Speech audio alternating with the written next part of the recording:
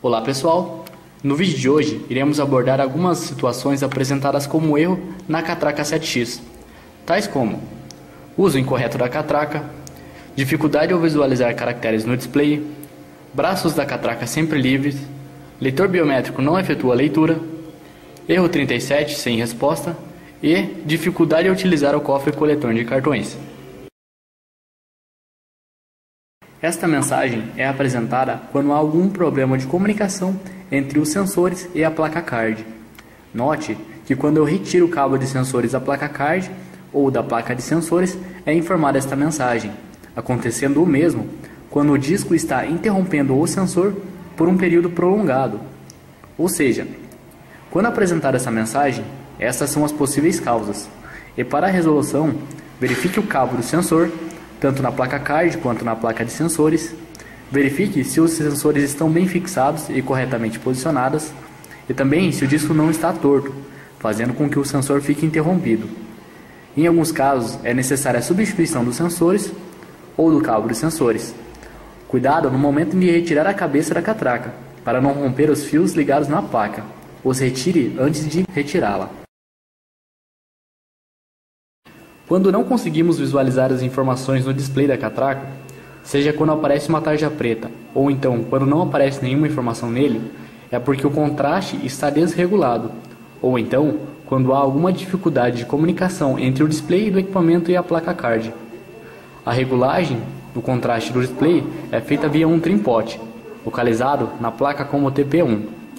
Note que quando regulado no mínimo, as informações do display somem, e quando no máximo, todos os campos são preenchidos com uma faixa preta. Este trim-pot deve estar regulado de forma intermediária para a perfeita visualização das informações no display. Também verifique o cabo do display, se está corretamente conectado à placa card e se não há nenhum fio rompido na placa do display. Caso todos esses procedimentos até aqui não sanaram o problema, realize o teste com uma outra placa de display.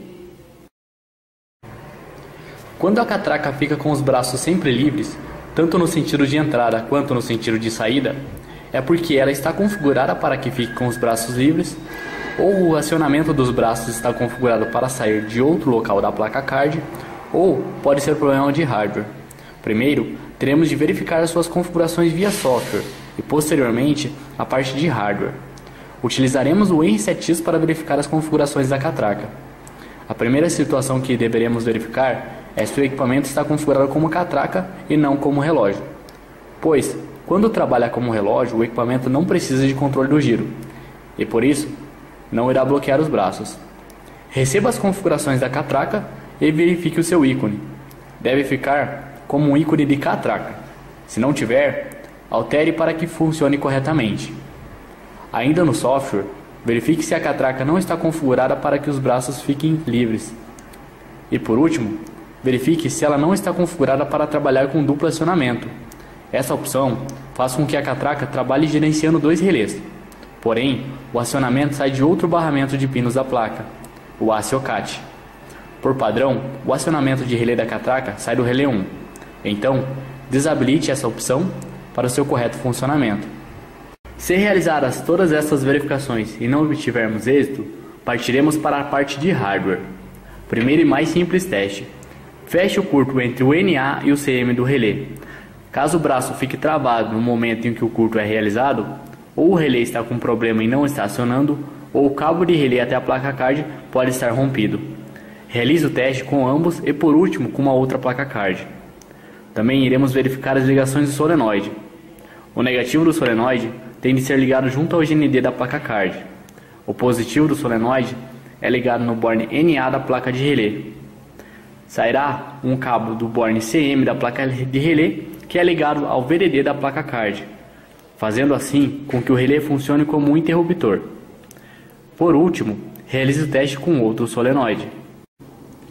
Quando o módulo biométrico apaga ao realizar a leitura da digital, porém não é apresentada nenhuma mensagem no display da catraca, há uma divergência na configuração do Auto 1 ou então uma falha de comunicação do cabo responsável pelo Auto 1, do módulo biométrico e a placa-mãe. Por exemplo, se o cabo de cor roxa estiver desconectado da placa-mãe, acontece exatamente isto. Então, Em um primeiro momento, verifique este cabo e em seguida iremos verificar a configuração. Há duas formas de ligar este cabo à placa-mãe. Uma delas é conectá-lo ao barramento de pinos chamado leitora 2, mais especificamente no pino do meio. Desta forma, o Auto A1 deverá estar configurado como off-board, ou então ele pode ser ligado no pino de número 10 do barramento de pinos adaptador DSP. Neste último caso, o Auto 1 deve ser configurado como on-board. Não resolvendo a situação até aqui, realize o teste com outro módulo biométrico. Esta mensagem é apresentada quando há uma dificuldade de comunicação entre o módulo biométrico e a placa card. Por exemplo, se o cabo do módulo biométrico estiver desconectado da placa card ou do próprio módulo biométrico, é exatamente isso que acontece. Então, verifique primeiro o cabo do módulo biométrico em ambos lados e teste com outro cabo. Também verifique os jumpers JP5 e JP6 da placa. Ambos devem estar conectados de forma que sobe um pino para o lado de fora da placa, pois são responsáveis pelo funcionamento do módulo biométrico e a comunicação do equipamento. Por último, realize o teste com outro módulo biométrico. Se o seu cofre coletor não estiver realizando a leitura de crachás, pode ser que não esteja configurado corretamente, ou então pode ser que as ligações do cofre com a placa card estejam conectadas de forma errada ou não conectadas. Primeiro, verificaremos as configurações. No software R7X, iremos marcar a opção de habilitar visitantes e enviar. Com essa configuração habilitada, a leitora 2 automaticamente será configurada como saída e o relé 4 configurado como cofre. Depois dessa configuração, verifique o cabeamento do cofre até a placa card.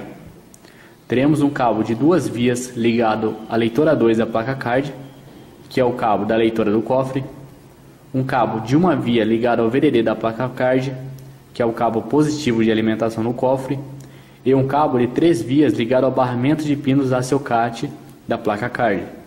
Ele é responsável pelo relé e os sensores do cofre.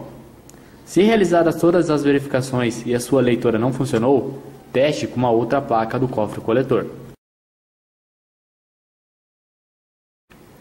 Isto acontece quando é inserido um crachá de um usuário comum no cofre, e não um visitante. Ou seja, se o crachá não está sendo engolido, teremos de verificar o seu cadastro. Utilizaremos o software R7X para realizar essa alteração. Mude o tipo do usuário do cartão para visitante e o envie novamente à catraca.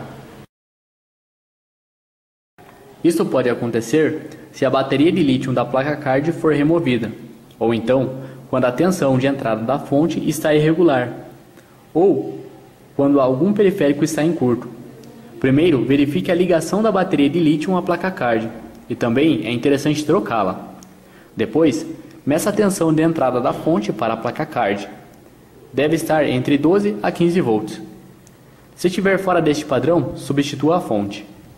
Por último, desligue todos os periféricos da placa-mãe, deixando apenas a alimentação vinda da fonte. Ligue a catraca. Se ela ligar com um bip contínuo, substitua a placa card. Se der apenas um bip como se tivesse ligado normalmente, vá adicionando os periféricos a ela até descobrir o que está ocasionando isso. Ao localizá-lo, o substitua. Terminamos aqui, pessoal. Espero que tenham compreendido. Continuem acompanhando o nosso canal e até a próxima.